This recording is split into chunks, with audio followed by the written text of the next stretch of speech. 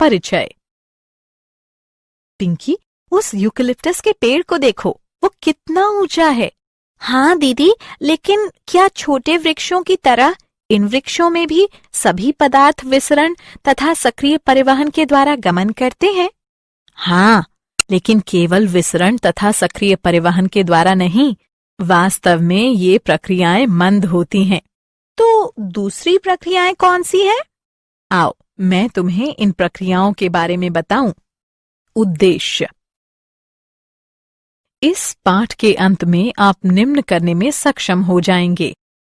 सामूहिक या थोक प्रवाह प्रणाली को परिभाषित करना, एपोप्लास्ट और सिम्प्लास्ट पथों की व्याख्या करना, मूल दाब सिद्धांत का वर्णन करना, वाष्पोत्सर्जन खिंचाव सिद्धांत का वर्णन करना, वाष्पोत्सर्जन प्रक्रम की व्याख्या करना, लंबी दूरी तक जल का परिवहन। परिचय। मित्रों, जैसे कि हम सभी जानते हैं कि छोटी दूरियों तक पदार्थ विसरण तथा कोशिका द्रव्य प्रवाह के माध्यम से सक्रिय परिवहन द्वारा पहुंचाए जाते हैं।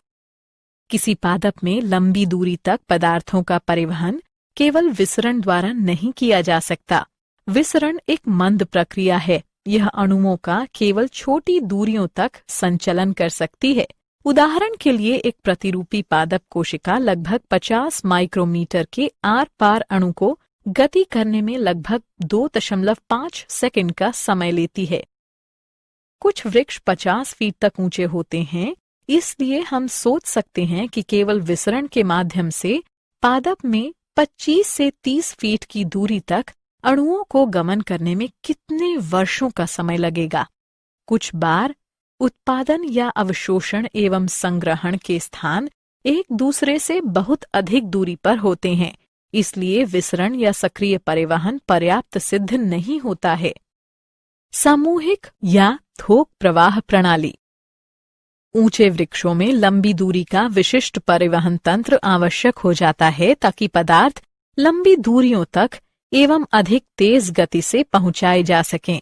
जल एवं खनिज तथा खाद्य तत्व सामूहिक या थोक प्रवाह प्रणाली द्वारा परिवहन करते हैं। सामूहिक या थोक प्रवाह में पदार्थों का एक स्थान से अन्य स्थानों तक परिवहन दो बिंदुओं के बीच दाब में भिन्नता होने के कारण होता है। सामूहिक प्रवाह की यह विशेषता है कि पदार्थ चाहे घोल हो या निलंबन नदी के प्रवाह की तरह ही बहता है। यह विसरण की अपेक्षा भिन्न प्रकार का होता है, जिसमें विभिन्न पदार्थ अपनी सांद्रता प्रवणताओं के अनुसार स्वतंत्र रूप से ले जाए जाते हैं। थोक प्रवाह को धनात्मक जलीय दाब प्रवणता, उदाहरण के लिए बाग का हौज, या ऋणात्मक जलीय दाब प्रवणता जैसे पुआल के द्वारा चूषण के द्वारा प्राप्त किया जा सकता है। पादपों के संवहनी ऊतकों के द्वारा पदार्थों की थोक या सामूहिक गति को स्थानांतरण कहते हैं। उच्च पादपों में बहुत ही अधिक विशिष्टीकृत संवहनी ऊतक जाइलम और फ्लोएम होते हैं। जाइलम मुख्य रूप से जल, खनिज लवणों, कुछ कार्बनिक, नाइट्रोजन तथा हार्मोनों का पादप की जड़ से वायवीय भाग तक स्थानांतरण करता है। फ्लोएम पादपों की पत्तियों से विविध प्रकार के कार्बनिक तथा अकार्बनिक विलयनों को पादपों के विभिन्न भागों तक मुख्यतः स्थानांतरित करता है। पादप जल कैसे अवशोषित करते हैं? आइए अब हम देखें कि पादप जल किस प्रकार अवशोषित करते हैं। जड़ें पेड़ों के लिए ज्यादातर जल को अवशोषित करती हैं, इसलिए हम मृदा पर जल डालते हैं, न कि पत्तियों पर। जल एवं खनिज तत्वों के अवशोषण का दायित्व मुख्यतः मूल रोमों का होता है, जो जड़ों के अग्र सिरों पर लाखों की संख्या में मौजूद होते हैं। मूल रोम पतली भित्ति वाले जड़ अधिचर्म के महीन विस्तार होते हैं। इनकी कोशिकाएं अवशोषण हेतु उपलब्ध पृष्ठ क्षेत्रफल का काफी विस्तार कर देती हैं। जल खनिज विलय के साथ मूल रोम से होकर शुद्ध रूप से विसरण प्रक्रिया के माध्यम से अवशोषित कर लिया जाता है। एक बार जब जल का अवशोषण मूल रोम द्वारा कर लिया जाता है, तो यह जड़ों की परतों में गहराई तक 2 विशिष्ट पथों से होकर जाता है, एपोप्लास्ट पथ तथा सिम्प्लास्ट पथ। आइए इनमें से प्रत्येक के बारे में विस्तार से जानें। एपोप्लास्ट पथ। एपोप्लास्ट निकटवर्ती कोशिका भित्ति का तंत्र है जो जड़ों के अंतःसत्वचा में मौजूद कैस्पेरी पट्टियों को छोड़कर पूरे पौधे में फैला रहता है। जल का एपोप्लास्टिक परिवहन केवल अंतरकोशिकीय अवकाशों व कोशिकाओं की भित्ति के माध्यम से होता है। एपोप्लास्ट से होकर परिवहन कोशिका झिल्ली को पार नहीं करता। यह गति प्रवणता पर निर्भर रहती है। एपोप्लास्ट जल के परिवहन में कोई बाधा नहीं उत्पन्न करता और जल परिवहन सामूहिक प्रवाह के माध्यम से होता रहता है। जैसे ही जल अंतरकोशिकीय गुहा या वातावरण में वाष्पित होता है तो एपोप्लास्ट के सतत जल प्रवाह में तनाव उत्पन्न हो जाता है। अतः जल के असंजक एवं संसक्ति गुणों के कारण जल का सामूहिक प्रवाह होता रहता है। सिम्प्लास्ट पथ। सिम्प्लास्ट पथ एक अन्य पथ है। सिम्प्लास्ट तंत्र अंतः संबंधित जीव द्रव्य का तंत्र है। निकटवर्ती कोशिकाएं कोशिका लड़ी से जुड़ी होती हैं जो जीव द्रव्य तंतु तक विस्तृत रूप से फैली रहती हैं। जल कोशिका झिल्ली में होकर कोशिकाओं में प्रवेश करता है, इसलिए इसकी गति अपेक्षाकृत मंद रहती है। गति से विभव प्रवणता होती है।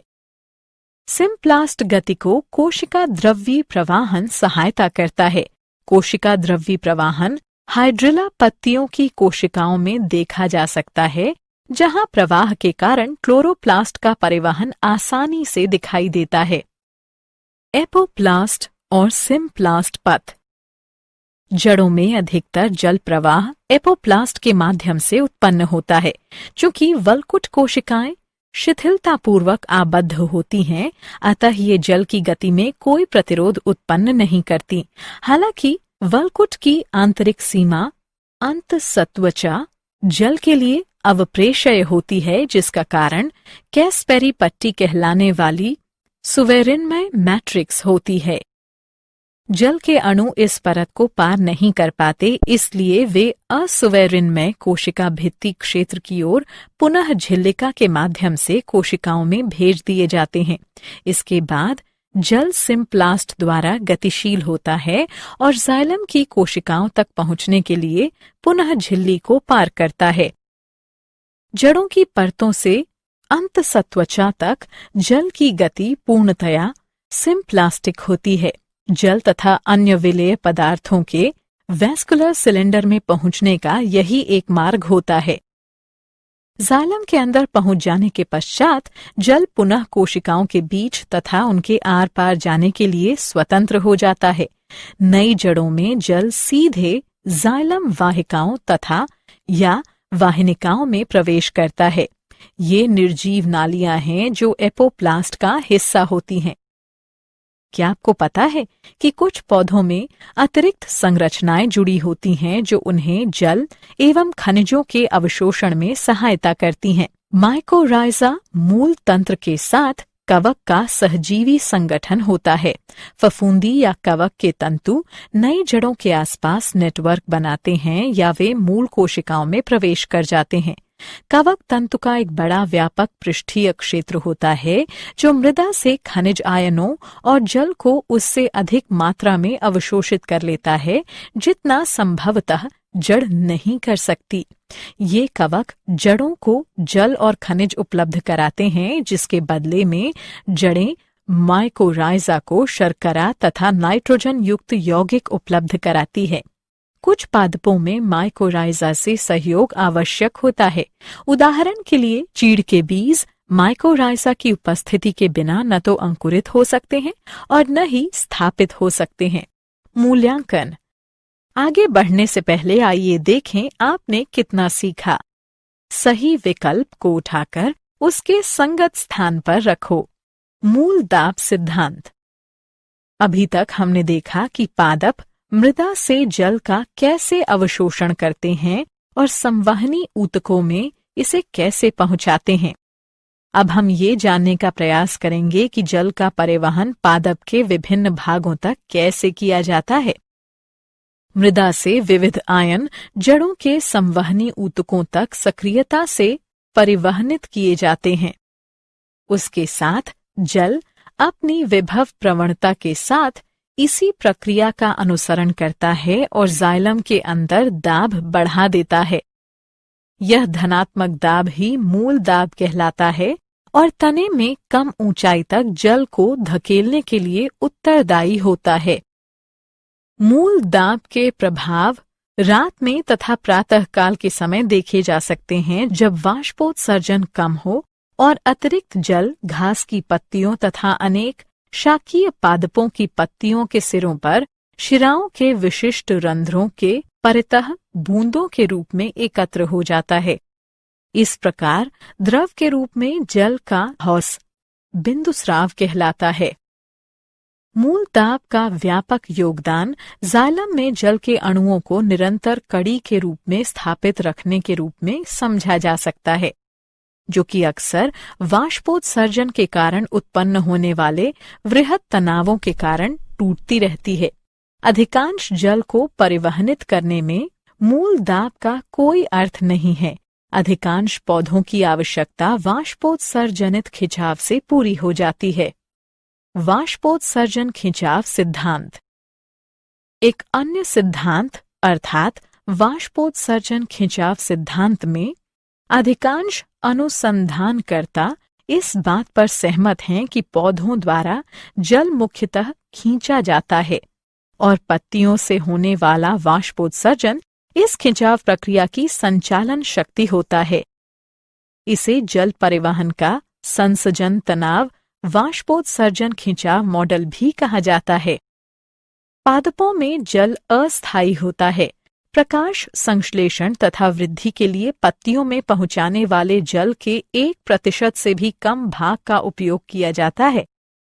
जल की अधिकतर मात्रा पत्तियों के रंध्रों द्वारा उड़ जाती है। जल की यह क्षति वाष्पोत्सर्जन कहलाती है। वाष्पोत्सर्जन। आइए अब इस मॉड्यूल के अगले प्रकरण अर्थात वाष्पोत्सर्जन को देखें।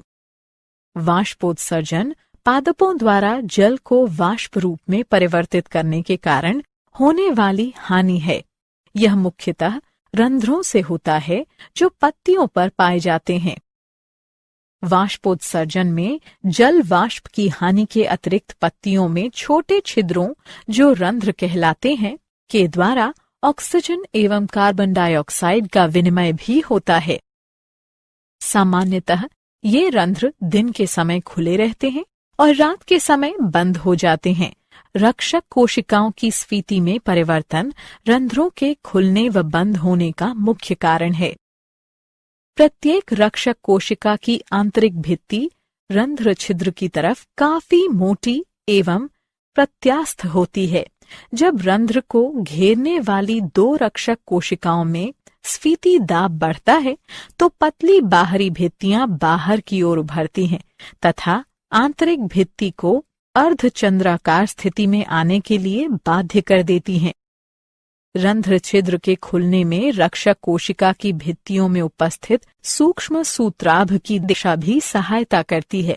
सेलुलोज सूक्ष्म सूत्राभ का अभिविन्यास अनुदैर्ध्य के बजाय अरीय क्रम से होने के कारण रंध्र छिद्र के लिए खुलना आसान हो जाता है। जब जल हानि के कारण रक्षक कोशिका की स्फीति या जल तन्यता खत्म हो जाती है तो तन्य आंतरिक भित्तियां अपनी मूल स्थिति में फिर से वापस आ जाती हैं। फिर रक्षक कोशिकाएं शिथिल पड़ जाती हैं और रंध्र छिद्र बंद हो जाते हैं। सामान्यतः एक पृष्ठधारी प्रायः द्विबीजपत्री पत्ती के निचली ओर अधिक संख्या में रंध्र होते हैं, जबकि एक द्विपार्श्विक प्रायः एक बीजपत्री पत्ती में ये दोनों पृष्ठों पर लगभग बराबर संख्या में होते हैं। वाष्पोत्सर्जन अनेक बाह्य कारकों द्वारा प्रभावित होता है, जैसे कि तापमान, प्रकाश, आर्द्रता, पवन की गति आदि। रंध्रों की संख्या तथा वितरण खुले रंध्रों का प्रतिशत, पौधों में पानी की उपस्थिति तथा वितान रचना आदि वाष्पोत्सर्जन को प्रभावित करने वाले अन्य पादप कारक हैं। वाष्पोत्सर्जन। क्या आपको पता है कि जाइलम रस का वाष्पोत्सर्जित होकर ऊपर चढ़ना मुख्यतः सासंजन, आसंजन तथा पृष्ठ तनाव के गुणों पर निर्भर होता है। सासंजन जल के कुछ भौतिक गुणों पर निर्भर होता है। आसंजन, यह गुण सासंजन, आसंजन तथा पृष्ठ तनाव हैं। जल के अणुओं के बीच पारस्परिक आकर्षण सासंजन कहलाता है। पृष्ठ तनाव जल अणुओं का ध्रुवीय सतह की ओर आकर्षण, जैसे कि वाहिकीय तत्वों की सतह, आसंजन कहलाता है तथा पृष्ठ तनाव वह गुण होता है जिसके द्वारा जल के अणु गैसीय अवस्था की अपेक्षा द्रव अवस्था में एक दूसरे के प्रति अधिक आकर्षित होते हैं। जल के ये गुण इसे उच्च तन्य सामर्थ्य प्रदान करते हैं, अर्थात किसी खिंचाव शक्ति का प्रतिरोध करने की क्षमता एवं उच्च कोशिकात्व अर्थात पतली नलियों में ऊपर चढ़ने की क्षमता। पादपों में कोशिकात्व को अल्प व्यास वाले वाहिकीय तत्वों जैसे कि ट्रैकीड और वाहिका तत्वों से सहायता प्राप्त होती है। अब आइए पादपों में वाष्पोत्सर्जन के लाभों पर एक दृष्टिपात करें। यह पादपों में अवशोषण एवं परिवहन के लिए वाष्पोत्सर्जन खिंचाव उत्पन्न करता है। यह प्रकाश संश्लेषण हेतु जल प्रदान करता है। यह पादप के सभी भागों तक मृदा से खनिज तत्वों का परिवहन करता है। यह पत्तियों की सतह को वाष्पीकरण द्वारा 10 से 15 डिग्री तक ठंडा करता है। यह कोशिकाओं को स्वीत रखते हुए पादपों की आकृति एवं संरचना को बनाए रखता है। मूल्यांकन। आगे बढ़ने से पहले आइए देखें आपने कितना सीखा। सही विकल्प को उठाकर उसके संगत स्थान पर रखें। सारांश। आइए हमने जो कुछ सीखा है उसे संक्षेप में दोहराएं। किसी पादप में लंबी दूरी तक पदार्थों का परिवहन केवल विसरण द्वारा नहीं किया जा सकता। विसरण एक मंद प्रक्रिया है। यह अणुओं का केवल छोटी दूरियों तक संचलन कर सकती है। सामूहिक या थोक प्रवाह में पदार्थों का एक स्थान से अन्य स्थानों तक परिवहन दो बिंदुओं के बीच दाब में भिन्नता होने के कारण होता है। पादपों के संवहनी ऊतकों के द्वारा पदार्थों की थोक या सामूहिक गति को स्थानांतरण कहते हैं। जाइलम मुख्य रूप से जल, खनिज लवणों, कुछ कार्बनिक नाइट्रोजन तथा हार्मोनों का पादप की जड़ से वायवीय भाग तक स्थानांतरण करता है। फ्लोएम पादपों की पत्तियों से विविध प्रकार के कार्बनिक तथा अकार्बनिक विलयनों को पादपों के विभिन्न भागों तक मुख्यतः स्थानांतरित करता है। एक बार जब जल का अवशोषण मूल रोम द्वारा कर लिया जाता है तो यह जड़ों की परतों में गहराई तक दो विशिष्ट पथों से होकर जाता है, एपोप्लास्ट पथ तथा सिम्प्लास्ट पथ। एपोप्लास्ट निकटवर्ती कोशिका भित्ति का तंत्र है जो जड़ों के अंतःसत्वचा में मौजूद कैस्पेरी पट्टियों को छोड़कर पूरे पौधे में फैला रहता है। सिम्प्लास्ट तंत्र अंतः संबंधित जीव द्रव्य का तंत्र है। सिम्प्लास्ट गति के दौरान जल कोशिकाओं से उनके कोशिका द्रव्य से होकर गमन करता है। अंतरकोशिकीय गमन प्लाज्मोडेस्माटा द्वारा होता है। मृदा से विविध आयन जड़ों के संवहनी ऊतकों तक सक्रियता से परिवहनित किए जाते हैं।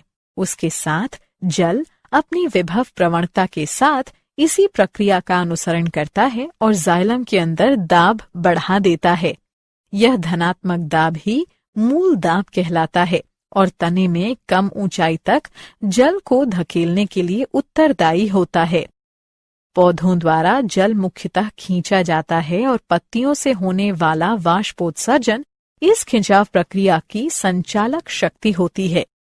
इसे जल परिवहन का ससंजन तनाव वाष्पोत्सर्जन खिंचाव मॉडल भी कहा जाता है।